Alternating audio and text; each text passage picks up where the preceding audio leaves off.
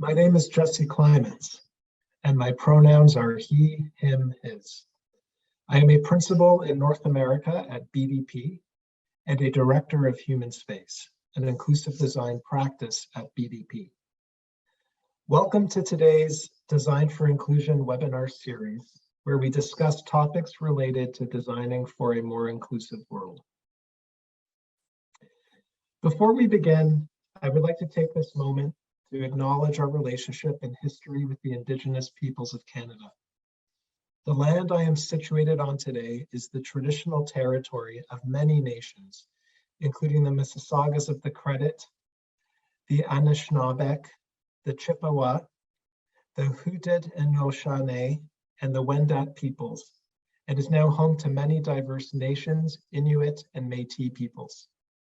The treaty signed with Indigenous peoples invited Europeans and all newcomers into the treaty in the spirit of peace, friendship, and respect. We also recognize that many of us arrived on these shores as new immigrants, refugees, or as a result of enslavement. No matter what our origins, this land has given us a haven, and we are grateful for its bounties. And we express our gratitude to the Indigenous peoples to be able to live, work, and develop these lands, embracing the spirit of respect, peace, reconciliation, and friendship. Thank you. Today we bring you an esteemed interdisciplinary panel of global experts to discuss how design for social impact creates value in the built environment. We are joined by Catherine Tombling, principal at BDP, Pino Mascio, head of impact strategy and delivery at Dream in Canada, Jake Heitland, place and growth manager at Lendlease Europe, and Flora Samuel, professor of architecture in the built environment, University of Reading. Links will be posted in the chat to share the profiles and further details of our esteemed panelists. If you have any questions or comments you'd like to share during today's session, we encourage you to use the Q&A function in Zoom at the bottom bar of the screen. Our team will be monitoring, and we have reserved time at the end for the Q&A portion. So today's webinar session is entitled Lessons Learned: How does design for social impact create value in the built environment? As the world around us has changed dramatically in recent years, areas of difference have been brought into focus and have intensified. There is a growing international resolve to create a new urban future in which issues of human health, equity, social justice, diversity and inclusion, and access to opportunities in our cities and communities are addressed. At its simplest, positive social impact in the built environment is created when buildings, places, and infrastructure support and enhance environmental, economic, and social well-being, improving quality of life, access, and opportunities for all. Within the business environment, social impact contributions are now being more recognized and embraced than ever before. Real estate development and construction sectors are continuing to lean into these areas as part of their environmental, social, and governance, ESG, commitments, now acknowledged across global markets as an ethical responsibility to do better. ESG plays a significant role through the investment life cycle of the built environment, from acquisition, design and development, to operations and maintenance, and redevelopment or disposition. Just last week, PricewaterhouseCoopers released a new study that the demand for ESG investments is outstripping supply. Increasingly, governments, public and private funds, and investors are adhering to guidelines, benchmarking and reporting frameworks, supporting the fundamental idea that real estate and ESG will affect long-term property value and how we design the built environment. People now regard ESG credentials as a key factor in deciding who they collaborate and invest with. This, no doubt, is a big and complex topic. And in our conversation today, we will delve into a few key areas. We will learn from our panel about how they are each considering social impact in their own work, a sharing of lessons learned through working with communities and lived experiences. And we will learn more about the sentiments of social impact in capital markets and the consideration for future potential and opportunities to improve communities. So with that, let's begin. So I'm going to take down the slides so we can see everybody here. Excellent. Okay, so the first question, just to get the conversation started, is for you, Flora and Catherine. So what aspects of social impact are you exploring in your work, and why is it important for you? Okay, well, I'll make a start. So working in the British context, we have the Social Value Act 2012. Social impact, there's so much different terminology for talking about it. But the aspect I'm looking at is social value, how it can be demonstrated, how we can capture data on it, and how we can make sure that it's easy for policymakers and investments to build it in what they're up to. Because traditionally, social value, intangible impacts, have been thought of as difficult to capture, but particularly with advents in technology, things are becoming a great deal easier. And the reason it's important to me is because I believe social justice is fundamental to addressing climate change. We're not going to address climate change without bringing everybody along with us. Great. Shall I jump in then? So as an architect and a designer in the built environment, I think I really come from it first and foremost about a care about the communities that we are designing in. And I think it's very important, and it's a challenge to embed that community and social benefits into everything that we do. So first of all, it's important to design for the whole community and create places where people feel safe. And at a master plan level, we're designing places that are greener well throughout their lives, and health and well-being is a very big topic area that I'm sure lots of us are exploring. In London, things like the urban greening factor, which we now have to build into all of our developments, is having an impact in creating a greener, healthier city, which is bringing those health and environmental benefits for residents.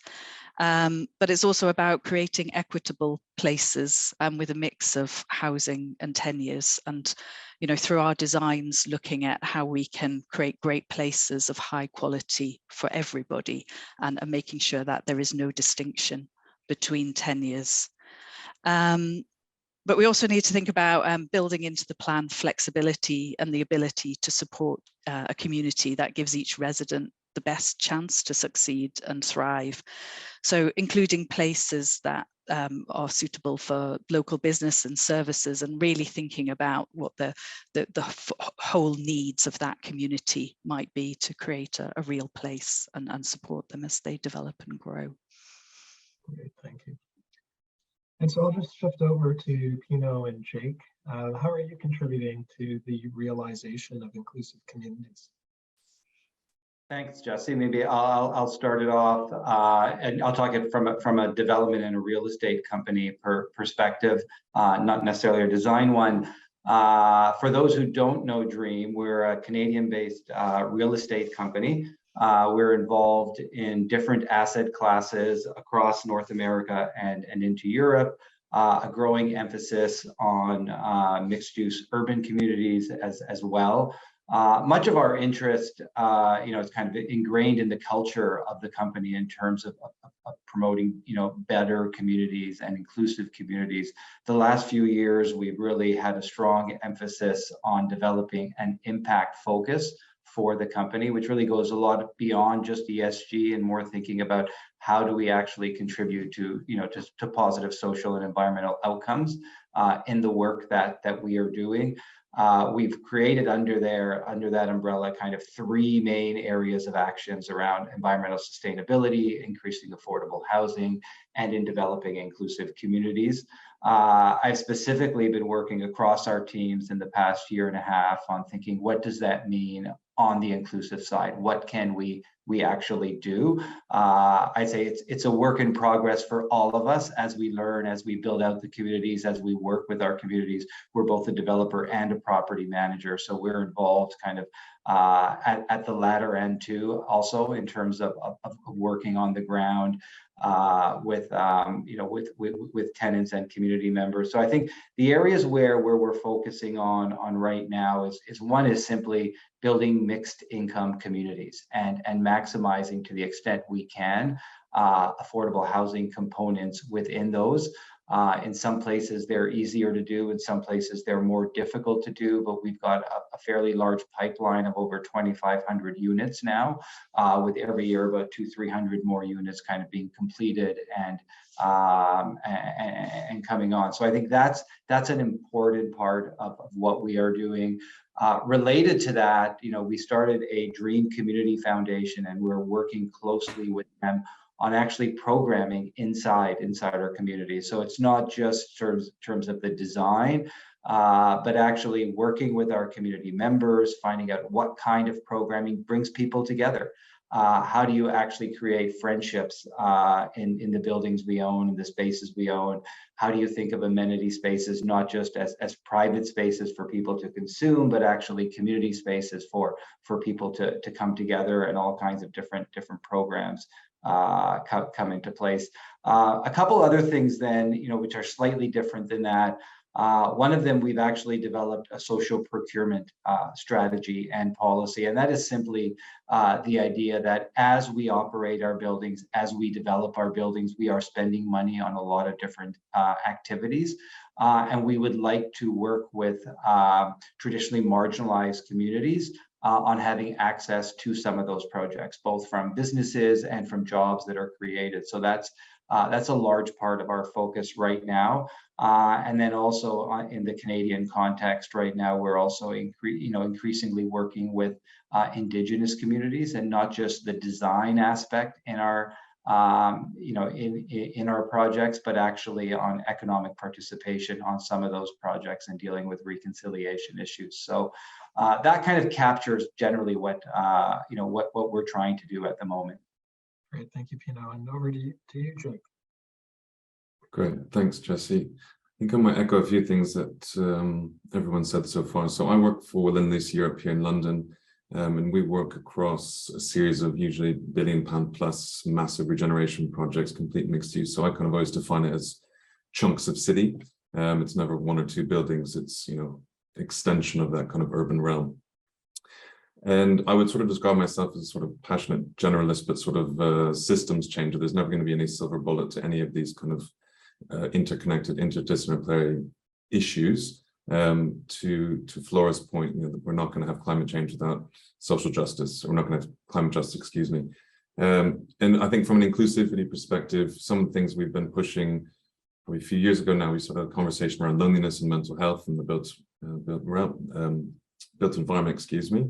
And that was really trying to articulate things like, how does design either help or hinder health generally? We had an example where, some new residential units were built, but because of fire policy, that had been taken so far into design consideration that in order to actually meet your neighbor in a building, you would have to go down to the lobby, have them meet you in the lobby, use their key fob to then take you up to their floor to get you into their section of the hallway to then go over for a glass of wine. So some of these things are, have good intentions, but actually we realize that they hinder the kind of, coming together and connection of people. But also we kind of define things in terms of hardware being the kind of built environment, software being some of those kind of social and political norms, and then the code being some of those kind of actual policies that are built into how we design and build spaces. Further to that, we've done a lot of work now on urban health, partnering with neuroscience lab, Centric Lab. So this is really looking at what does urban health mean? And this is, I think the big piece for that is that the development industry always likes to, I think, go, oh yeah, we planted some trees, so we did our bit. And I really think, we all need to push, across this entire industry much further, and with a much deeper understanding, and bring out some of the smarts from various parts, from academia, from the design community, etc. And this is about not being I think when things become too hard and too complex, everyone goes, oh, I can't do it. But actually what we need to do is embrace that, there are challenges. So how do we reduce those challenges and then increase potential for, kind of we articulate as healing, where are the spaces that we can start to articulate and create spaces that provide social connection, provide inclusivity. Further to that, always yelling about affordability, pushing our schemes. If the minimum requirement here in London is 35%, we're trying to push it to 50%. From a ground floor retail perspective, really looking at, trying to get our teams to understand, 90+% of people who come through one of our projects will never live in a flat or go up and work in one of those buildings. So the ground floor experience is paramount, but also the opportunity where you can create inclusivity in terms of, is this a space that's just for upper middle class people that can afford to be here, or are there things and elements and opportunities and invitations to come into these spaces for anyone, regardless of background and opportunity. I think we'll stop there just because I know we've got a lot of questions to go through, but yeah, always yelling about inclusivity. Very well. Thank you everyone for bringing your thoughts to that question around how you're all bring your own perspectives and how your practices are also exploring these areas around social impact. It's quite a vast topic, and already a lot has been put out there through some of your perspectives. So moving into more about quality of space. Catherine, a question more around design. So how do you design for health and inclusion, and in particular in the housing and mixed use sector? What are some key considerations, and how do you go beyond baseline requirements? Okay, so I think the sort of two aspects of the considerations are really around the community, the people that you're designing for, and then also the place, and being specific, understanding the local context, and looking at how you can make the best use of that context.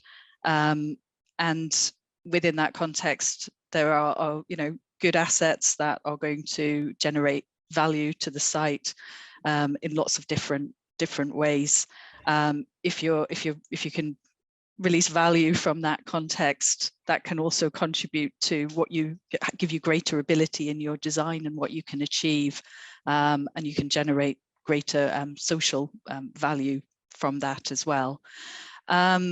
I think when we look, I was just thinking, Jake, you were mentioning, the ground floor uses. I think that's incredibly important when we're thinking about the space within our developments, and having spaces that do support communities. So things like health hubs within community facilities, having spaces for residents that aren't just for the residents that are living in maybe the high-end housing, but that are accessible to the whole community in the wider area as well. So if we're designing a new piece of the city, it's a city that is connected and for everybody. And then I think the other part is then also thinking about, for example, the ages, catering for everybody. So thinking about different ages of the residents. So, quite often we have a focus in terms of planning policy in London at looking at sort of play space for under fives, but thinking about everybody who's going to live there, elderly people, teenagers, making sure everybody feels welcome and has somewhere to go to within the community outside of their home. And I think that then the last bit that I would talk about is really thinking about the quality of the homes themselves, the quality of the spaces that people are going to be living in. How do we address things like climate change and now the energy and affordability crisis that we're now going through? So that can be simple things such as passive design, the actual building performance of the building fabric itself, and then other factors such as natural daylight. So looking at good daylight, good access to daylight to all rooms, reducing the need for electric lighting can make a difference to the running costs and the impact on climate as well. And other aspects such as ventilation as well. So I think there's lots of different ways that we can look at the space, and we can start to measure that quality and ensuring that we're delivering something that's fit for now and for the future. Great, thank you, Catherine. And so, Flora, through your research, it would be wonderful to hear a bit about what you've learned and how design can influence positive, social impact in different ways. It'd be great to just hear a little bit more from you about what you're finding through your research. Yeah, well, I mean, I'm the kind of academic that I try and pull things together across disciplines, pull things together into kind of a narrative people can make sense of. So I spent about 7 or 8 years now diving into the literature of how design influences well-being and inclusion. And one stage along the way was the publication of the Social Value Toolkit for Architecture, which Catherine was involved in, because we were trying to show that social value, design has social value. It's not just about jobs and apprenticeships. Yeah. I mean, those are important, but design itself has real importance. And at the scale, as Catherine says, of the house and or the home and the neighborhood. So bringing the literature together, we try and focus on what good things, what is afforded by good design. And there are a number of criteria that came through very strongly. Things like positive emotions, you can elicit them through encouraging active lifestyles, exercise and so on, access to nature, safety comes in there as well. Other than perhaps the most important dimension, well, actually not the most, connecting people so that they meet one another and improving loneliness. The one attribute that comes through constantly in wellbeing literature is empowerment. Empowerment is the most important well-being factor, to feel that you have autonomy over your own life, that you can individuate as a human being. So you need freedom and flexibility in the way things are designed, so you can change things around to suit yourself. And your family. Participation, that obviously links to that, and affordability as well. So we came up with these categories, and within them we've added subsets of other things that good design can help make happen. And this is work that's continued with the Quality of Life Foundation in the UK, which has developed a framework for post-occupancy evaluation to try and capture data on how design actually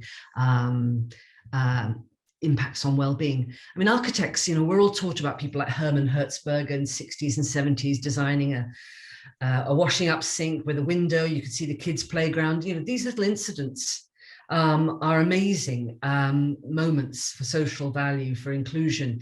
And actually, I'm working with one practice now. We're trying to see if we can design these build those archetypal moments into building information modeling models to see if they can actually start to be modeled, because we have to start building these things into digital systems too. So there are a huge amount of ways in which design impacts on inclusion. I mean, architects in the 1960s and 70s got in trouble for overstating the claims.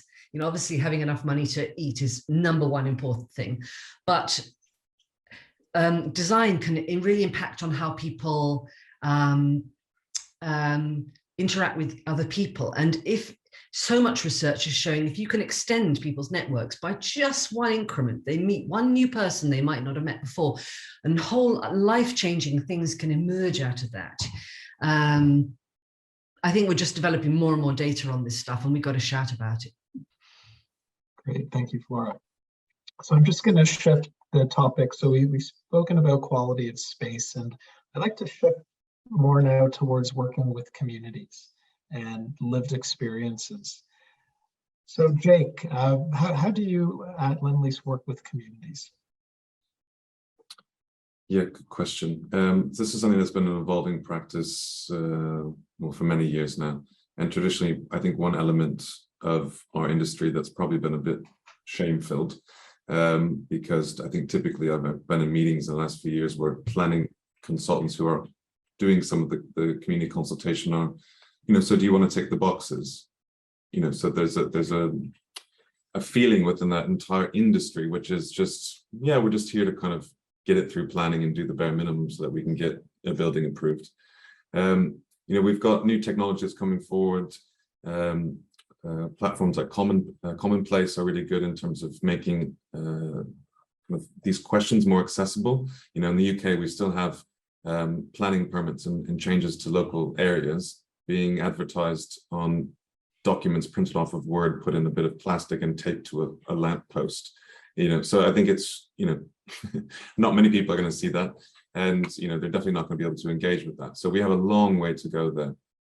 I think the other point on this is, you know, we're doing a lot of work on setting up a new inclusive innovation district across the Olympic Park in Stratford, East London. And this is really around, there's a model called mission-oriented innovation, but the idea being, you know, we really have to focus on the big missions are climate change, social justice, etc. But how do we bring in that local knowledge? Because actually the people who live in a particular area know all the nooks and crannies, know what works, know what doesn't work, know what they're annoyed by, know what they love. We really need to bring that kind of community knowledge and kind of citizen science into the mix, and really stop pretending like a bunch of people in a high-rise building who don't live in that area, not from that area, know the right answers. And I think this is really about good engagement as well. You know, what kind of questions are you asking? You know, if you ask anyone, what would you want in your city? You know, it's almost a sort of too obtuse of a question. You know, it's too big, and you can't. It's all about, I think, framing as well within the realms of possibility. And I think what we're seeing on some projects is they just want you to do it now because, you know, they see the benefit in it. In other areas, it's not the same thing. So again, you know, there's different responses in each area. I think one thing I'd highlight is at Euston, was a massive transport hub in central North London. You know, it's that train station is on the most polluted road in London, Euston Road. And the east-west connections are completely blocked off by the train line. So you have two communities there that actually have the lowest life expectancy in all of the borough of Camden, 10 years less than average, because they've been traditionally locked off from both the kind of physical permeability perspective, but also from, you know, a health impact perspective. So this is really about, you know, we're doing a lot more engagement than we've done on any project at the Euston one, just to really understand the backstory, how it feels, what they want, but also frame what's possible. You know, we can't shut down a road, but, you know, we can do a lot to actually hopefully, you know, clean up the air and really fix that permeability issue, to start connecting people in that area to all the opportunities around them and just make life a little better. So it's really tricky, but we need to all be a lot better at it. And I think the last thing I would say is just we need to prioritize lived experience, not data sometimes. Data says one thing, but we actually need to ask people what it's like on the ground. Yeah. Yeah, I'm curious. Yeah, I'm curious to hear from Catherine and Pino. Yeah, I'd agree. I'd just come in there to echo Jake's points, really. Yeah, we found that, you know, great engagement with the whole community, and that getting meaningful, deep engagement is really important. And I was talking earlier about getting to know the local area from a first-hand experience, and really looking at how you can, you know, you can find out as much as possible about that community and where you can have the greatest impact for change. And that, you know, that might be looking at health issues such as air quality, which you were mentioning, or other social issues like employment, or particular requirements of that particular demographic of population that you're designing for. An example that we had in Westminster in central London, where we were designing the redevelopment of a 1960s social housing estate. During the early stages of the project, for, I don't know, 3 or 4 months, we set up our design team in the community hall on the existing estate for 1 day a week. And we just worked, you know, relatively quietly in that hall space. But we you know, put posters up so people in the neighborhood knew we were there. There were emails in the newsletter, and the door was open. And the idea was that people could quietly come in and find out about what was going on. They could ask questions. We could show them the presentation panels, you know, from, you do your 1 weekend of public consultation and engagement, but we had it there so we could take them through it at any time of the day to suit them. So that was good in terms of getting to know the people and them getting to know us, but it also gave us a little bit of that lived experience. It wasn't obviously a true lived experience, but we did get a really good feel for what it's like to live there in that place at different times of the day, into the evening, when it gets dark, when the local secondary school comes out and there's a fight at the end of the day, or you know, the number of elderly people, seeing the overcrowding with some of the families that were living in very small studio apartments. So you start to really get much deeper into the community that you're designing for. And I think it makes it much more genuine in terms of what you then present back to them. Mm-hmm. And what about you, Pino? What do you find works well in engaging with communities and lived experiences and in the most meaningful way? Yeah, well, I think what I can do is actually speak a little bit about how we actually are working with residents through their lived experiences. And it's something we've started doing last year in some of our rental buildings, which is actually have a community ambassador on site, so that we go beyond just being a property manager, but actually work with the community in identifying what some of their needs are, and actually how you go, you know, Flora was talking about social interactions, is how you actually create social interactions. And some of it is trial and error, and some of it is actually them telling us what works, right? One of the most popular programs is the Breakfast Club, right? Where, you know, and it's actually less parents, but grandparents who are coming with the kids before they bring them off to school. And we find, you know, that's, you know, the way our lobby in that building is currently designed doesn't work at all, really, for it. So we make do, but you can learn about how to actually create a lobby that it's not just a place you are consuming or an aesthetic, but it's actually a place where many of the residents are coming together and interacting a little bit, right? With how you run where the other programs we're running is very simple, walking clubs, right? So how do you meet? A lot of people in the buildings have dogs and pets, and where do they interact? We found the yoga wasn't very popular, so we didn't run it again. Babysitting club and book reading clubs with babysitting next to it is very, very popular. And more so for actually single fathers that we had in the buildings, that we didn't realize we had so many in the buildings. So it's actually this experience of actually being in the buildings, running these programs. We have a lot of people talking about, you know, we have a lot of outdoor amenity space, but no space for people to actually grow food. And that's something they're asking to do. So, you know, obviously, you know, as we look at capital planning and things we want to put into some of these spaces, community gardens are going to be a lot more of that. So it's actually being on the ground, and, you know, there's 100 different things you can do successfully. They're all going to be different in different communities and in different places. But I think if your focus is on improving social interactions and finding ways that bring people together in a way that's meaningful to them, right? Because they're not going to go out to an event that they don't care about, or that that isn't responding to something they want to do. You know, we see lots of success, so we're going to do a lot more of this in a lot more of our buildings, and hopefully in a few years have a lot better data also on what works and what people want to see, and that'll inform then future building design, of course. That's great. And so, Flora, I'm curious to maybe hear a little bit from your perspective on evidence-based design and research and data, and how does that come into play in conjunction with lived experiences and engagement in the community? Is there value? What is the value in the data, and how can that be leveraged into making impact? Oh, well, I mean, we live in an audit society, a neoliberal audit society, where we have to have data to get things built into spreadsheets to make things happen and so on. And so we are doing quite a big research project at the moment, which is on best practice in community consultation and investigating the relative merits of digital participation. We're working with Commonplace that mentioned earlier, and face-to-face participation. And I completely agree that lived experience is super important, and we mustn't lose track of that, because there's a danger that lived experience will get lost in all the mixture.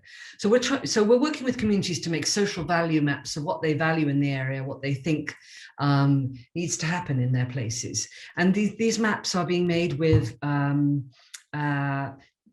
data, the kind of things that come through in the census, indices of deprivation, that kind of thing, but also with maps made with communities, co-created with communities of what they value and what they love in their places. And so you can start testing and seeing the interaction of the passive data with the active data made with communities, because I think you've got to have them both. And it's going to be very interesting as more data mining happens, natural language processing, Commonplace is experimenting with that, as more qualitative accounts of people's accounts about their lives and what they love you can start to code and categorize them to become data much more readily in the near future. So we believe in that it's happening. Social value mapping is happening as a phenomenon, and that if you can put social value mapping with economic and environmental mapping, you can make a really great holistic database of what is happening in any place at any time. And then you can do real planning, which is around turning up or adding infrastructure to help this or that or the other. I think that research is completely vital, and people have to be capturing data on what works in their buildings, because we need to build a collective knowledge base on what works, because the knowledge base on housing is really poor right now. And in Britain, I don't know, there aren't really many statistics. I've chased them around, but maybe like 5% of architectural practices are actually doing post-occupancy evaluation, seeing if things work. And until you get that data, you can't then build it. And as we move towards value-based procurement and different kind of procurement systems, which are based on data, it's going to be really important to get that stuff, the data on your past performance in there. And as you start trying to borrow money from banks who take ESG seriously and things like that, you're going to increasingly, insurance, all of these things, you're going to need data to back up your claims of what you're achieving. And let's make sure that data is super humane, that we find a way of making data that people actually recognize is talking about their own places and their own lives.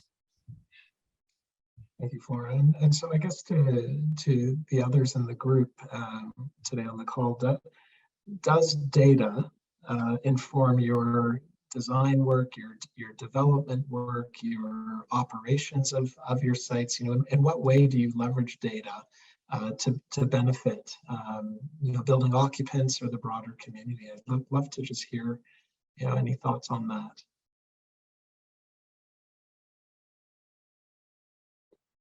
I can go quickly. So I think there's quite a bit that we did in the Lendlease lab, which was just again looking at some of these things of where do you have shared experiences that can bring people together. So actually the bike storage actually becomes a really important focal point for many people, and actually people bump into each other. And so actually instead of it just being this kind of back of house thing, maybe we actually need to put a little bit more design consideration, perhaps a little bit more money, to think about that the correct way. In terms of data, we're still have a long way to go, I think, in order for some of these big developers and construction companies to be really data-driven organizations, but we're getting there. We've got Lendlease Podium now, which has been a big investment globally, which is probably more on a workplace perspective and kind of more BIM related, but then there is elements of building in what went wrong before and how do we eliminate that moving forward. So really from a design efficiency perspective, and then I think from a lived experiences perspective, we are engaging all the time. At Elephant Park in South London, the retail strategy changed about 3-4 times over the last 10 years because we engage with people and said, what do you want here? And interestingly, throughout COVID, no one closed because we had not one single national chain on that high street.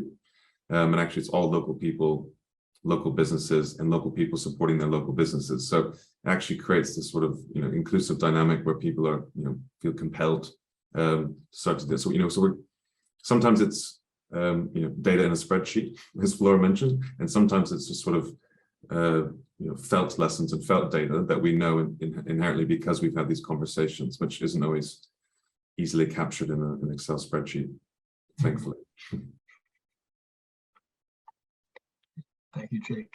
So I'm going to shift the next part of the conversation now over to ESG, because ESG, we've been speaking about that and how prioritizing health and inclusion and equity in the built environment can also reinforce ESG objectives. And so I'm curious to hear, I guess maybe Pino, to start with you, a bit about the sentiment in capital markets around social impact, and how that does that drive investor optimism in different funds and in the built environment.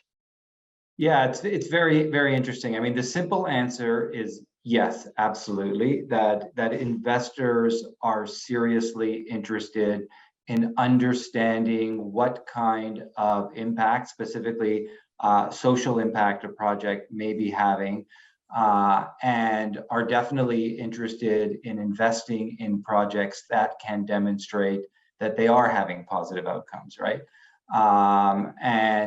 That goes a little bit to the last question, to the data, because if it's not measurable, if it can't be proven over time, I think there is a growing, I don't want to call it skepticism, but a bit of weariness around investors on a lot of ESG claims that they're unable to understand what's real and what's not. And I think we are going to move more to standardized reporting on this. I think we're going to move more to companies that are able to demonstrate intentionality in what they're doing. So it's not just an outcome that would have happened anyway. Companies that are able to measure ongoing the outcomes that they've said they were going to provide. So it wasn't just a nice design at the beginning and something that was built, but that you can go through and show whether it's on the environmental side, GHG emissions actually are lower in this building than other buildings, or that people actually are benefiting and living better lives or improved lives as a result of some of the decisions that were made. Knowing that Flora's doing a lot of research on that last second question, but that's a really hard one to prove. So I think we're getting the push from both of those sides, which is yes, it's very important. Investors want to see it, and investors are learning to be a lot more critical in their assessment of what actually is providing social impact.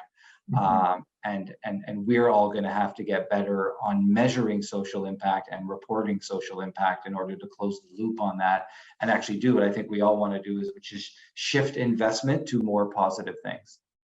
Great, thanks, Pino. And so on that point of measuring and reporting, I guess a question to you, Jake.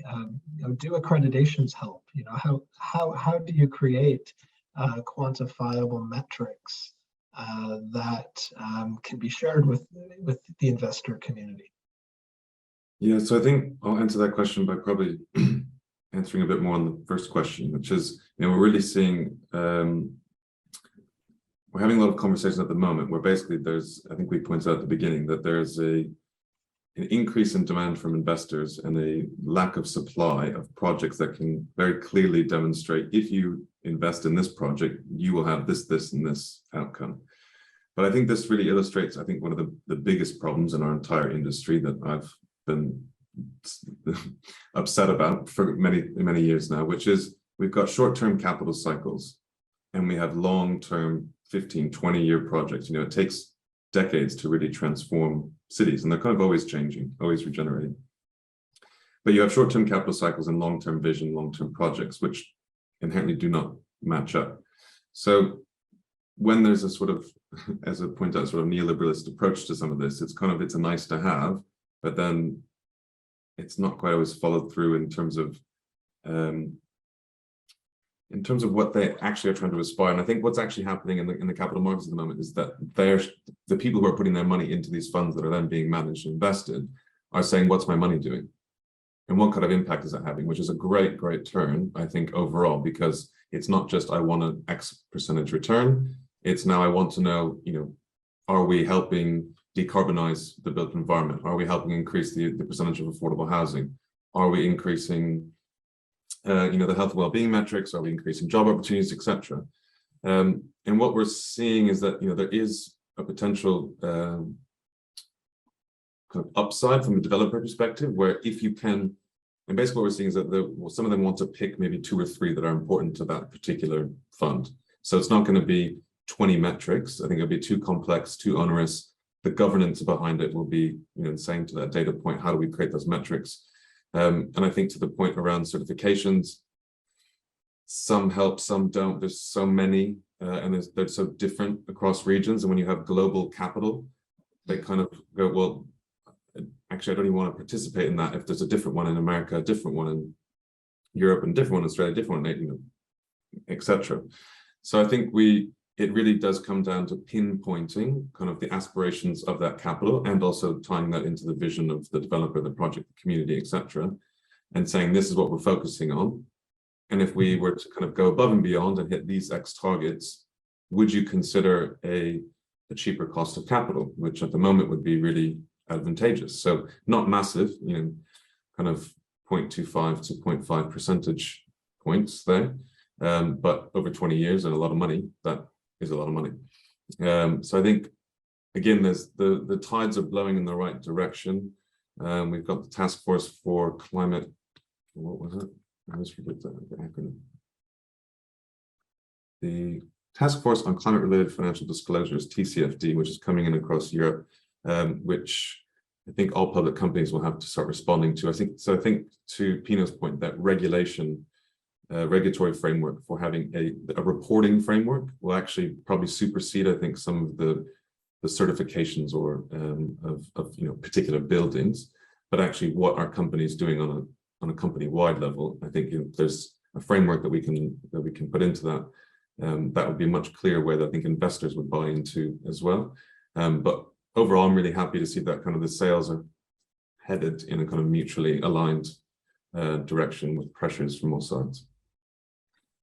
Great, thank you, Jake. So wow, we're already almost near the top of the hour. So what I'd like to do is get a few questions in from the audience.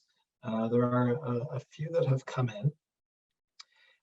So we're gonna shift to the Q&A portion. And if we can't get all of the questions in during today's session, we will be issuing a follow-up summary piece and lessons learned and additional resources from today's discussion. So I will go through a few of these questions here.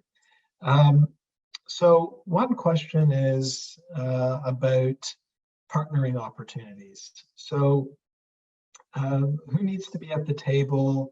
How can different stakeholders best work together to create positive social impact? So what, in your experience, who needs to be at the table? What are those partnering opportunities to create effective collaboration? So anyone have any thoughts on that? I'll jump in really quickly, just because I've been doing a lot of championing partnerships in an industry that likes to not partner. And that is to say, be very humble and have a lot of humility around what knowledge you have and what knowledge you do not have. If you do not know the answer, someone else probably does, and probably knows it much better than you do. So I think that incorporates, the design team, the local government, the actual local people that live there, academia. We don't have a traditionally great relationship between the two, private sector and academia. So how do we start to kind of really build those linkages that allow for the kind of great information and research to actually surface into the private sector world? But I think it's always about kind of, I use this phrase, kind of just-in-time information, because we live in an era of information overload. So what questions are you asking? Why are you asking them? And when are you asking them? And I really think we need to be considerate of people's time, kind of cognitive capacity in that sense. So this isn't engagement for the sake of engagement. This is time and place specific, really clear in terms of purpose, why you're doing it and what you're seeking to get out of it and what people get out of it as well.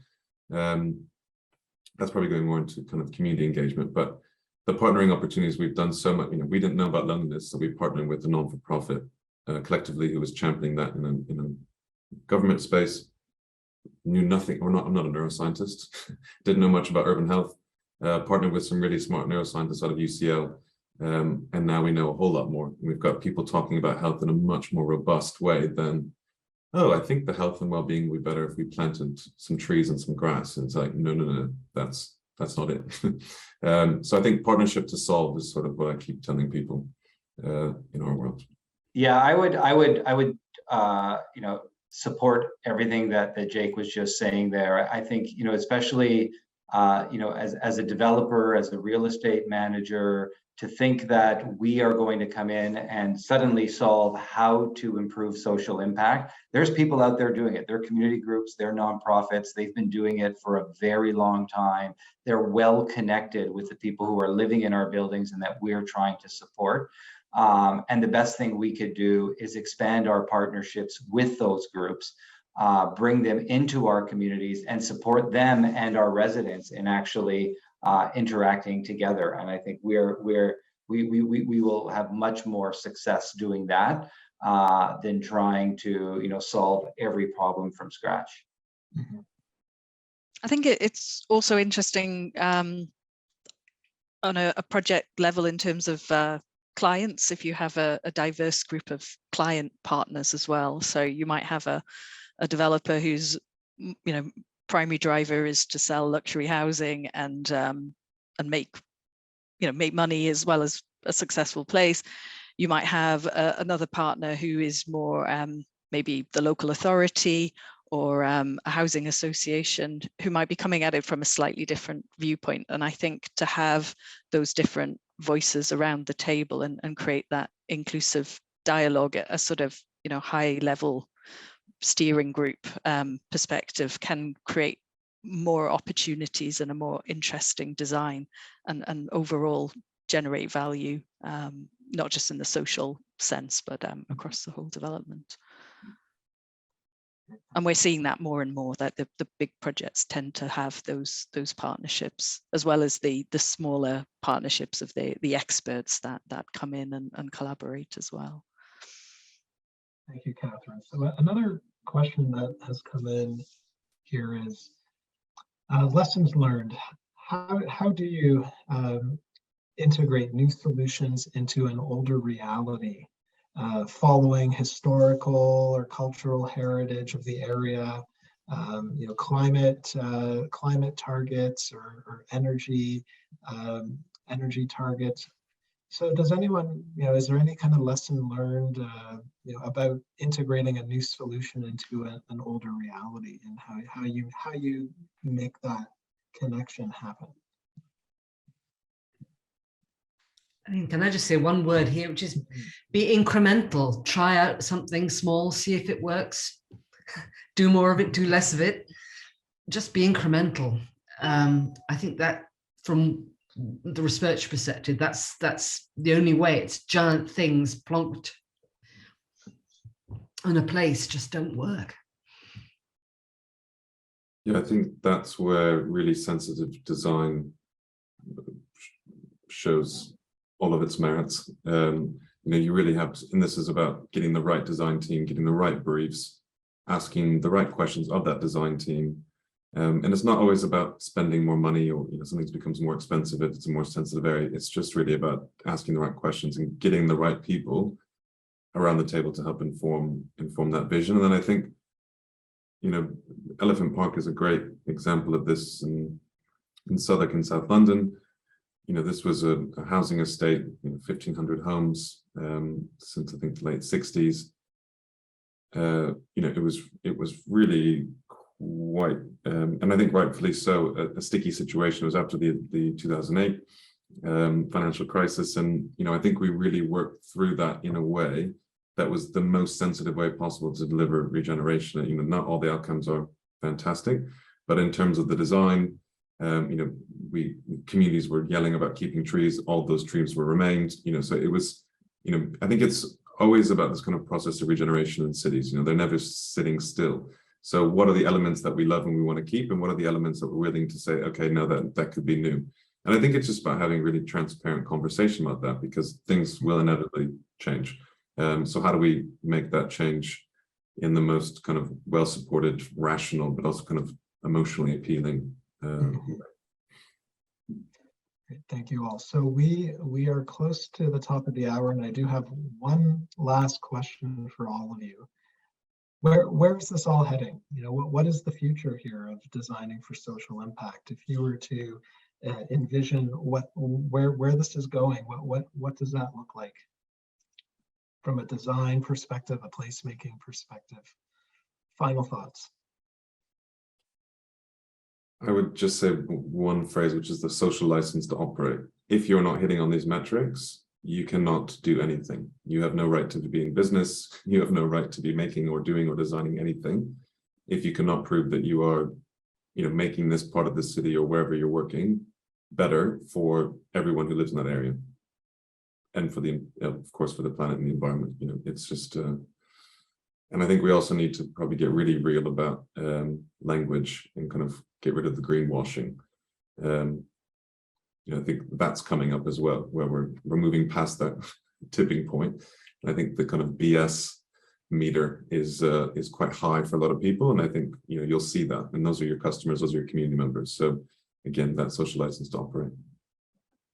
Yeah, I think just picking up on that, it's going to be part and parcel of new developments of the design process, and there's going to need to be very clear metrics, not too many of them because that overwhelms, but very clear metrics on, that explain what you are doing, why you are doing it, and how you are doing on it. And I'd just like to add, building on that, it's also where you're doing it, because I think metrics will have to be spatialized and visible on increasingly intelligent map-based resources that need to be open access so everybody can see them and everybody can see where the impacts are happening. So I'm hoping that we end up with a fully map-based digital planning system that is transparent and helpful and enables us to develop balanced communities going forward. I say this in a country where our Prime Minister has just said economic growth, economic growth, economic growth. So, have to stay hopeful. Thank you. And Catherine, your final thought. Well, I think I just sort of go back to the point that Flora made at the very beginning of the presentation, really, about the impact that this will have in the future. And we're seeing it with a shift as clients start to think about their assets in a new way, and not just costing the building at the start of the project and as the build cost, the capital cost.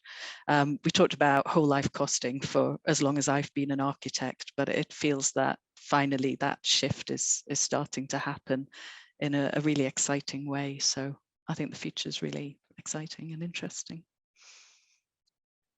Great. Well, thank you again, everyone, for quite an insightful discussion today. And I'm just going to wrap up here with just a note to thank everyone also for attending today and for all the unique perspectives and ideas that the panel has shared with us. So just a note about our next upcoming webinar. Stay tuned. We will be promoting very shortly a session by my colleague Rosalind Singh, where we will have a New York City focused edition on how to design for social impact and create value in the built environment. So please watch for that. And again, I would just like to thank everybody for joining today, and have a great rest of the day. So thank you all. Thank you. Thank you. Thanks, Jesse. Thanks, everyone. Bye-bye.